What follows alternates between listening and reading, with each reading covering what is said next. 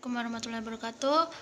Kembali lagi dengan saya Afifah Nunamila Putri, NRP 09 dari Penspes DKU Sumeneb, Prodi Teknik Informatika. Nah, selanjutnya di sini saya akan membahas latar belakang dari penyandang disabilitas tersebut.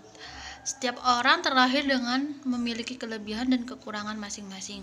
Kekurangan setiap manusia itu baik secara fisik maupun non-fisik yang dinilai tidak normal itu disebut dengan istilah penyandang cacat atau penyandang disabilitas. Seperti dalam Kamus Besar Bahasa Indonesia, kata cacat sendiri adalah kekurangan yang menyebabkan nilai atau mutunya kurang baik atau kurang sempurna yang terdapat pada badan, benda, batin, atau akhlak. Dalam majalah Kentingan edisi September 2011 disebutkan bahwa pada tahun 1999 istilah penyandang cacat diganti dengan kata difabel atau different ability. Penggantian istilah ini yang dimaksudkan untuk memberikan makna yang lebih halus serta lebih memanusiakan kaum berkebutuhan khusus. Dengan istilah difabel, masyarakat diajak untuk merekonstruksi nilai-nilai sebelumnya yang semula memandang kondisi cacat atau tidak normal sebagai kekurangan atau ketidakmampuan menjadi pemahaman terhadap difabel itu sebagai manusia dengan kondisi fisik yang berbeda. Menurut data dari LSM tahun 2014, jumlah kaum difabel yang berada di Indonesia lebih dari 10 juta jiwa.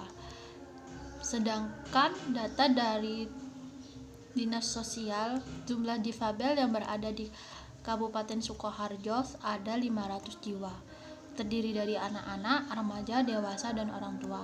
Kecacatan yang dimiliki pun beragam, yaitu tunadaksa, tunarungu, tunawicara, tunamental, tunagrahita, kelainan pada kaki atau tangan, dan beberapa jenis penyandang penyakit yang menimbulkan kecacatan seperti polio dan campak. Difabel sendiri di mata masyarakat saat ini masih dipandang sebelah mata, sebagai pihak yang perlu dikasihani. Apalagi bagi keluarga yang mempunyai anggota difabel,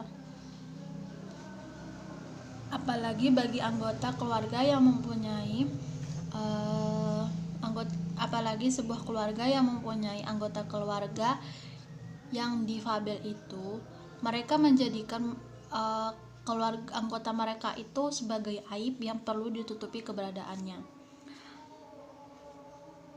Kaum difabel sendiri pun itu harus menghadapi adanya budaya aib. Dalam budaya aib sendiri, penampilan fisik yang terlihat selalu itu menjadi sorotan utama dari sikap-sikap yang dimiliki dalam diri. Keterbatasan difabel harus berhadapan dengan sistem kaku yang berlaku di masyarakat, sistem pembagian kerja dan sistem interaksi. Perusahaan menolak adanya karyawan difabel karena keterbatasan yang dimilikinya akan mempengaruhi kinerjanya. Dengan kata lain, karyawan difabel lambat dan tidak akan sesuai dengan target perusahaan tersebut. Difabel menyebabkan kemiskinan melalui beberapa proses eksklusi yang terjadi di dalam kehidupan sehari-hari, seperti partisipasi difabel yang cenderung sangat minim, baik di ranah sosial maupun politik.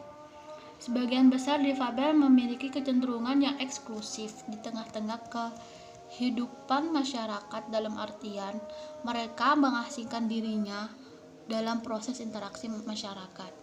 Hal ini tentu sangat berpengaruh terhadap perkembangan dirinya, karena kecenderungan ini menjadikan difabel minim akses informasi dan komunikasi. Minimnya informasi dan komunikasi itu tentunya akan berpengaruh kepada keadaan sosial dan ekonomi dari difabel itu sendiri, di mana mereka tidak bisa membuka jaringan sosial atau social networking yang sangat penting, terutama untuk mengakses dunia pekerjaan. Untuk identifikasi permasalahannya, di sini saya penelitian tentang hubungan difabel dan kemiskinan itu masih terus meningkat, seperti hasil penelitian dari WHO, World Health Organization tahun 2011 yang mengacu pada pengaruh kecacatan terhadap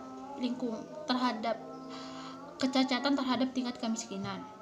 Meskipun memiliki hubungan yang erat antara kedua variabel tersebut, namun belum pasti perbedaan mekanisme yang mendasari lingkaran setan itu, di mana kaum difabel dan kemiskinan di berbagai negara, menurut Eide dan Einstein tahun 2013. Statistik dari PBB menunjukkan bahwa dari perkiraan 5.000 difabel, sekitar 80% diantaranya tinggal di negara berkembang. Kurang dari 10% mereka mempunyai akses pendidikan, layanan kesehatan, dan peluang penghidupan, dan lebih dari 80% difabel itu menganggur. Dan di negara-negara berkembang, sekitar 75-90% difabel itu hidup di bawah garis kemiskinan.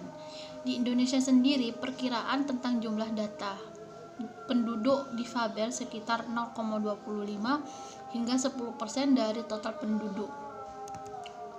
Menurut Rekiger, Carroll, dan Winarmot pada tahun 2011.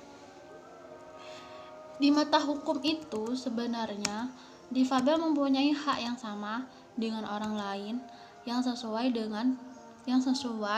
dan tertuang dalam Undang-Undang Nomor 4 Tahun 1997,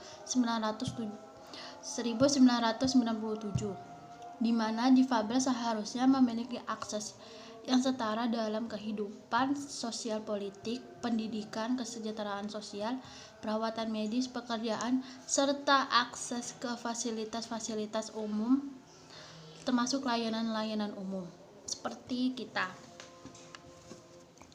Disabilitas mempunyai banyak wajah dan terdapat dalam bentuk. Setiap individu mengalami integrasi dan pemikiran secara berbeda-beda. Bukan rahasia lagi bahwa para difabel sering menjadi sasaran sikap sosial yang negatif yang berupa pengesampingan dari aktivitas sosial. Permasalahan klasik yang terjadi pada difabel adalah pengangguran. Hal ini terjadi karena sedikit pihak yang mempercayakan pekerjaannya kepada kaum difabel. Hasilnya, kaum difabel itu mengupayakan berwirausaha agar bisa menopang kehidupan sehari-hari mereka. Tujuannya adalah pemerintah harus berupaya mengubah persepsi masyarakat tentang difabel, bahwa difabel atau penyandang cacat itu merupakan bagian dari masyarakat yang mempunyai kedudukan, hak, dan kewajiban dengan peran yang sama seperti kita yang lainnya. Salah satu upaya pemerintah untuk meminimalisir permasalahan sosial dan ekonomi difabel itu ialah adanya dengan LBK atau Loka Bina Karya, yaitu pusat rehabilitasi bagi para difabel untuk melatih keterampilan yang berguna bagi dunia kerja. Selain itu, organisasi formal seperti LBK yang didirikan oleh pemerintah, ada berbagai paguyuban dan lembaga swadaya masyarakat yang bergerak di bidang pemberdayaan difabel yang tersebar di seluruh Indonesia.